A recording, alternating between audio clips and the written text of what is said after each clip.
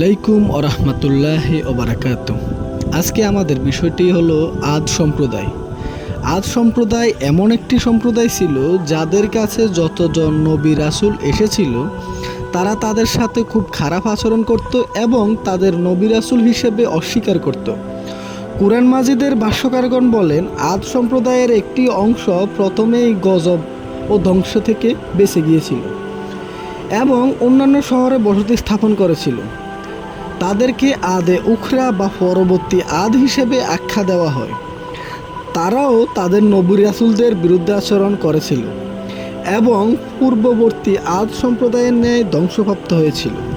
একটি American Muslim সাময়িকীর the মেসেজের 1992 সালের মার্চ সংখ্যায় রিপোর্ট করা হয়, দক্ষিণ ক্যালিফোর্নিয়ার ভূতত্ত্ব বিশারদদের একটি টিম সম্প্রতি আদ সম্প্রদায়ের শহরের ধ্বংসাবশেষ আবিষ্কার করেছে, যারা ছিল সামুদ সম্প্রদায়ের সমসাময়িক। কুরআন মাজিদে 24টি ভিন্ন ভিন্ন স্থানে এই সম্প্রদায়ের কথা উল্লেখ করা হয়েছে।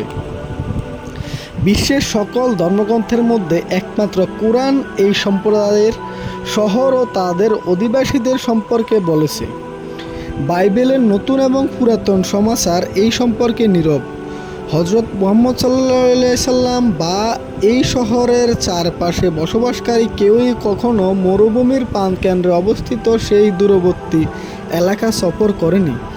এমনকি যদি কেউ এই এলাকা সফর করেও থাকে তবুও সে এই শহর সম্পর্কে জানতে পারত না, কেননা তা গভীর বালির নিচে চাপা পড়েছিল।